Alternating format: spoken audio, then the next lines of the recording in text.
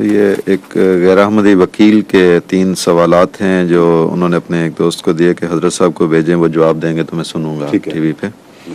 پہلا سوال یہ ہے کہ اجراء نبوت کی ضرورت کیوں پڑی جبکہ حضرت صلی اللہ علیہ وسلم کی نبوت جاری ہے؟ اجراء نبوت کا محاورہ یہاں کافی غلط فہمیاں پیدا کر سکتا ہے۔ اجراء نبوت کی بحث نہیں ہے، بحث یہ ہے کہ حضرت صلی اللہ علیہ وآلہ وسلم کے وصال کے بعد زمانے نے اسلام سے جو کچھ کرنا تھا اور زمانوں کے ہاتھوں اسلام کو جو غضن پہنچنے تھے اور نقصان پہنچنے تھے، ان کا کیا علاج قرآن اور حدیث تجویز کرتے ہیں۔ کیا امتی نبی آ سکتا ہے یا نہیں آ سکتا؟ اس لیے اجراء کے نئے مسئلے کی بحث ہی غلط اور بے تعلق ہے۔ اگر اصلاح کے ذرائع میں سے جو 4 ذرائع بنیادی ہیں، صالح، صدیق، شہید اور نبی، اور ان کے درمیان مجددین کا بھی ایک سلسلہ ہے، یا بہت سے مراتب ہیں جن کے آپ مختلف عنوان مقرر کر سکتے ہیں، کیا اصلاح کا سب سے قوی ذریعہ نبوت ہے کہ نہیں ہے؟ کیا خدا تعالیٰ کے نزدیک کبھی امت محمدیہ کو دوبارہ نبوت کے سب سے اقویٰ اور سب سے زیادہ مؤثر ذریعہ اصلاح کے استعمال کی ضرورت پیش آنی تھی کہ نہیں؟ یہ بحث ہے صرف۔ اگر یہ ضرورت پیش آنی تھی تو پھر اس کے خلاف خدا تعالیٰ کے خود اقدام اٹھانا بعید از عقل ہے۔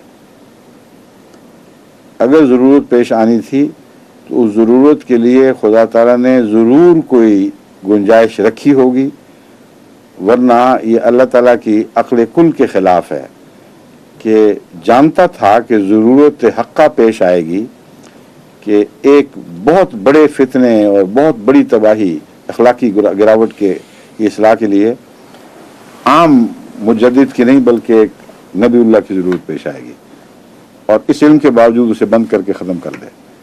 اگر یہ کر دیتا تو پھر اجراء کی بحث اٹھتی کہ اب اسے اجراء کیسے کیا جائے۔ بس احمدی اس اجراء کے قائل ہی نہیں ہے جس کی طرف آپ نے اشارہ فرمایا ہے، اس اجراء کے غیر احمدی مولوی قائل ہیں اور 100% قائل ہیں۔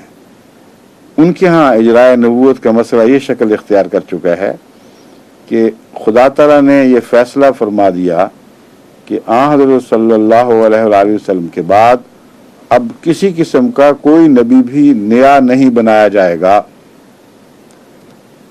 یہ فیصلہ فرما چکا، لیکن اللہ کے علم میں تھا کہ نبوت کی ضرورت باقی رہے گی۔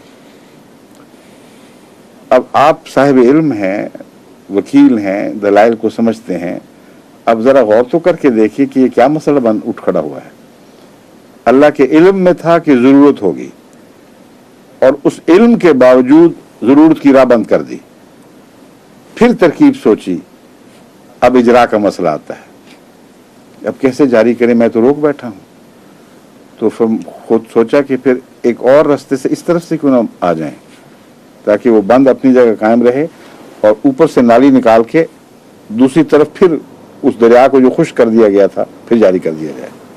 یہ ہے اجراء۔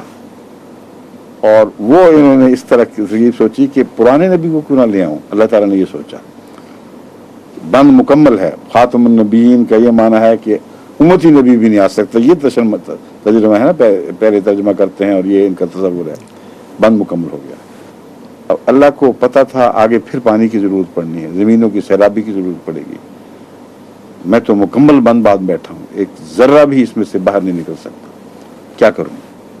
فرمایا اجراء تو کرنا ہی کرنا میں، اس لیے یوں کرتے ہیں کہ بند سے پہلے کے پانی میں سے ایک نالی کھود کر اتنی بڑی نالی بنائی جائے کہ امت محمدیہ کے تمام مسائل کلیتاً ایک نبی کے ذریعے حل کروا لیے جائیں، اور وہ نبی کامل غلام ہو، کامل تابع ہو محمد رسول اللہ کا، تو گویا شریعت محمدیہ دوبارہ اس کے ذریعے دوسری طرف نازل کر دی جائے۔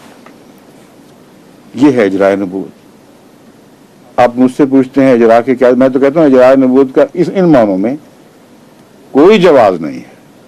یہ خدا تعالیٰ کی عقل قل پر حملہ کرنے کے مترادف ہے۔ ہاں ہم یہ مانتے ہیں کہ اللہ تعالیٰ نے کوئی ایسا قدم عقیدے کے دائرے میں یا عمل کے دائرے میں نہ کبھی اٹھایا نہ وہ اٹھا سکتا ہے جو اس کے آئندہ کے علم سے کہ کیا کیا ہونا ہے متصادم ہو، اس لیے اسے کسی اجرا وغیرہ کی ضرورت نہیں رہتی۔ کان کو دوسری طرف سے پکڑنے کا مسئلہ بے وقوف انسانوں سے تعلق رکھتا ہے، اللہ تعالیٰ سے نہیں۔ بس ہمارے نزدیک قرآن کریم میں ان مسائل کا حل موجود تھا، اس لیے اجرا کی کیا بحث ہوئی؟ سورہ نساء کی وہ آیت کیوں نہیں پڑھتے آپ؟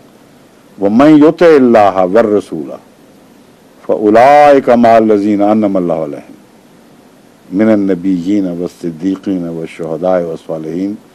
یہ 4 مراتب ہیں، نبی کا مرتبہ، صدیق کا، شہید کا، صالحیت کا۔ فرمایا اب یہ 4 مراتب محمد رسول اللہ کے تابع کر دیے گئے ہیں، من یطع اللہ ورسول، اس کے سوا کسی کو عطا نہیں ہوں گے۔ تو ساری ضرورتیں غلامی میں مل گئیں، باہر سے لانے کی کیا ضرورت ہے؟ وہ بند جو ہے اس میں سے وہ پانی جاری رہے گا جو محمد رسول اللہ کے فیض کا پانی ہے، اور دوسرے سب رستے بند کر دیے گئے۔ یہ مطلب ہے، یہ مطلب نہیں کہ رسول اللہ صلی اللہ علیہ وسلم کا فیض بند ہوا ہے۔ خاتم کا یہ مطلب ہے جو یہ مولوی سمجھتے نہیں ہیں کہ غیروں کے فیض بند ہوئے ہیں۔ اب امت محمدیہ میں یہ خاتمیت کے مفہوم کے بالکل برعکس عیسیٰ کا فیض جاری کرتے ہیں، اور محمد صلی اللہ علیہ وسلم کے فیض کو کلیتاً ان معنوں میں بند سمجھتے ہیں کہ اس کا آخری مرتبہ اور مقام جو ہے وہ ہمیشہ کے لیے ختم ہے۔ یہ فیض اب نچلے درجے تک بہے گا، یعنی پانی اتنا ہی چھوڑا جائے گا جو ضرورت سے کم رہے، اور اگر اتنے پانی کی ضرورت پڑے جو بھرپور اور پوری قوت سے بہتا ہے تو پھر پرانے بند سے پہلے کے پانی کو دوسری طرف سے لایا جائے گا، یعنی دوسری نبوتوں سے فائدہ اٹھایا جائے گا۔ یہ جماعت احمدیہ کا موقف ہے۔ میں آپ کو سمجھانے کی خاطر یہ مثالیں دے رہا ہوں، امید رکھتا ہوں کہ آپ سمجھ جائیں گے۔ ہرگز نعوذ باللہ من ذالک جماعت کا کوئی عقیدہ خاتمیت سے متصادم نہیں۔ ہمیں ان معنوں میں کسی اجرا کی ضرورت نہیں ہے، کیونکہ اجرا ایک نئی صورتحال پیدا ہونے کے نتیجے میں ایک نئے مسئلے کی تلاش کا نام ہے، اور اس پہلو سے ہم اجرا نبوت کے قائل نہیں۔ جہاں اجرا کے نام پر پہلے جماعت میں بحثیں موجود ہیں، وہ مولویوں کے تصور کے پیش نظر یہ عنوانات ضرور باندھے گئے ہیں بعض لوگوں کی طرف سے، مگر میں اس عنوان کا قائل ہی نہیں ہوں۔ میں اجرا کی بجائے فیضان نبوت محمدیہ کے عنوان کا قائل ہوں۔ ظہور مہدی آخر زمان